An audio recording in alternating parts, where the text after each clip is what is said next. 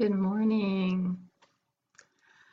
I hope that you rested well and that whatever you've been doing today has gone well for you.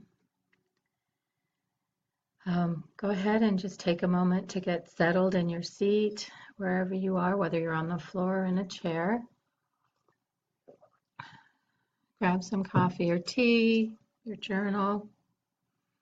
And we're going to take a few moments to get into our body this morning, like we've been doing each week, and just take a moment to center ourselves and give ourselves this gift today.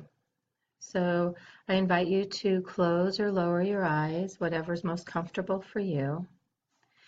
And I'd like you to start from empty, and we're going to take a big breath in. So just breathe out any excess air you have, and then breathe in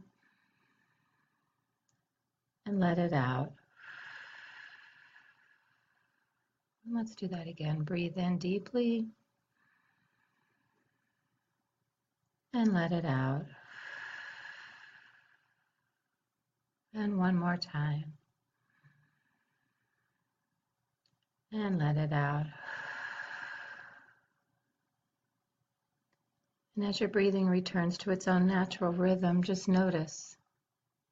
Take inventory of your body this moment.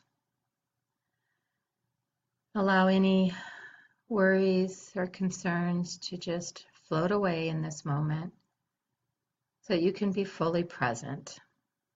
So perhaps, you've got the list of things you need to do today, or you're tired, whatever it is, just let it all just sort of float away and be fully present in this moment. Everything you need to take care of will be there when we are done. So just let all of those worries and concerns of the day disappear. And just take a look as you're breathing. Start with your feet and do a little inventory of your body. Where are you tense? Where do things feel relaxed? Breathe some love into those places. Maybe move them a bit, or pat them, or squeeze, or kind of rub, like your arms. Just really feel, maybe move your shoulders up and down, move your neck, so that you can really feel your whole body.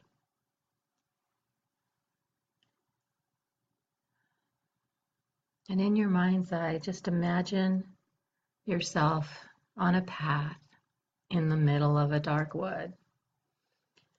Amazingly enough, we have been here for the last 28 days, starting with Ash Wednesday, March 1st. We have walked through and learned to be with uncertainty, and see where that lands in your body when you go back to the gift of uncertainty. Is there any place in you that tightens up? Are there places that are relaxed? How comfortable are you walking with uncertainty now? And do the same for the other gifts, the gift of emptiness. Gift of emptiness. Any place that tightens up or feels pretty good now? The gift of being thunderstruck, where those reverberations of God's voice move through us. The gift of getting lost.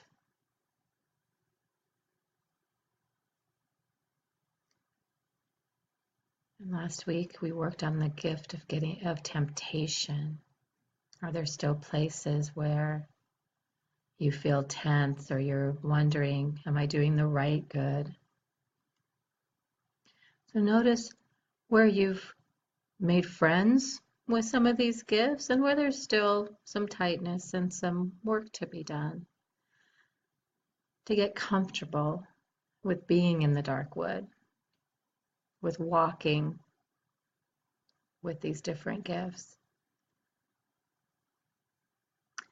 Let's get curious. What does the gift of disappearing hold for you?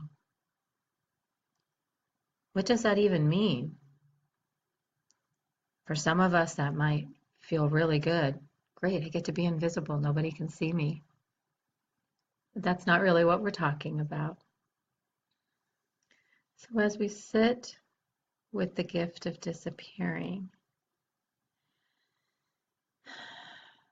I want you to just think of a story or something that you think of yourself, a story you tell yourself, or a way of being about yourself.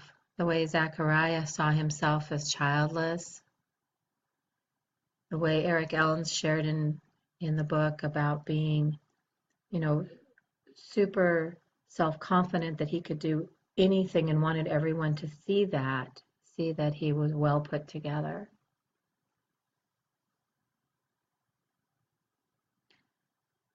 So what is that story or that persona that you have?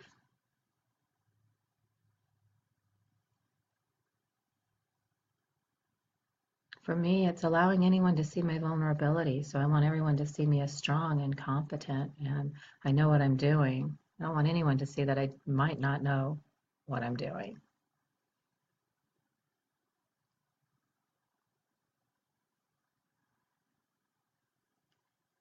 And just witness that part of yourself as if it's in front of you and you're looking at him or her or they.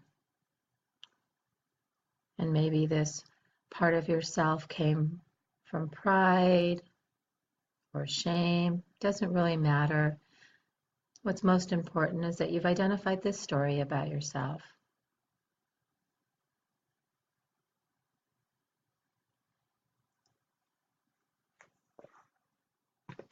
And in the book, we've been working with this idea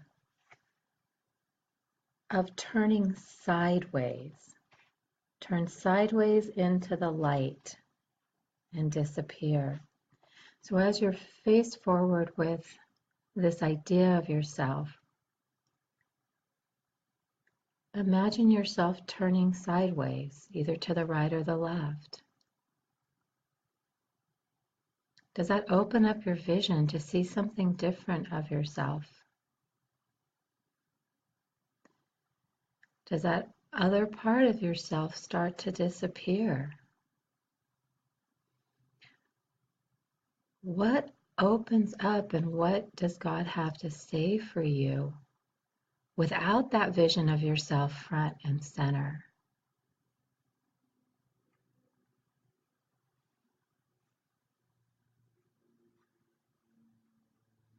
It's from this place that the world around us can call for something deep from the world within us in a way that points to our highest identity. Let me read that again. This is from the book, from a poem by White. That we seek a place where the world around us can call forth something deep from the world within us in a way that points toward our highest identity.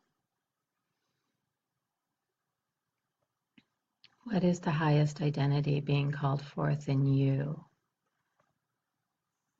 What is God asking of you? Or what is God wanting to reveal for you about your highest self that's within? About that part of you that maybe has taken the labels of smallness and labels other people have put on you. And it's time for you to embrace who you really are and step into your own greatness. And know who you are. As we do as children. If you watch young children, when they're not seeking attention, they can be so enthralled with the world. Arms open, palms up, ready to receive, ready to see that next thing. And they know how amazing they are. And God wants you to know how amazing you are. So as you're standing here in this place,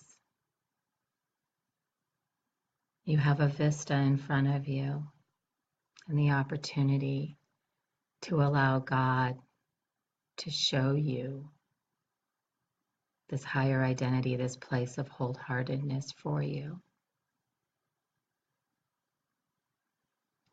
If you're anything like me, you might have a yeah but coming up.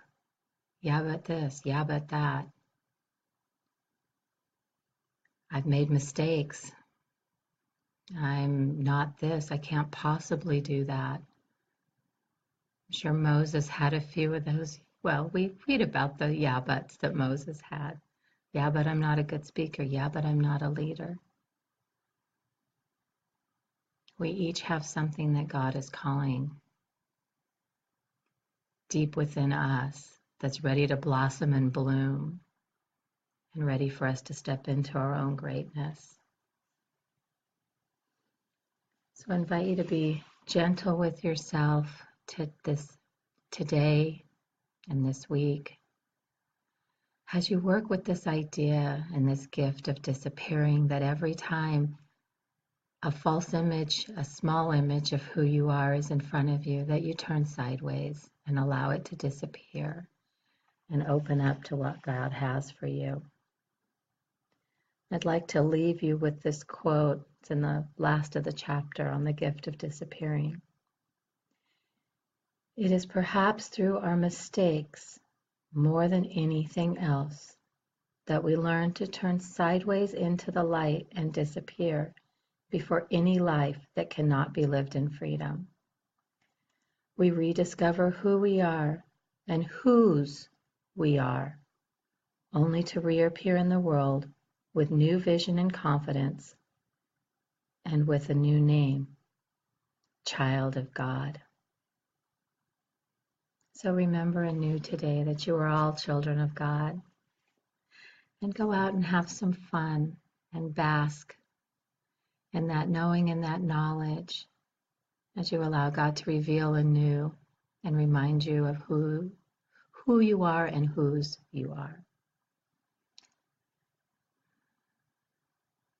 Have a very blessed day today, and thank you for joining me.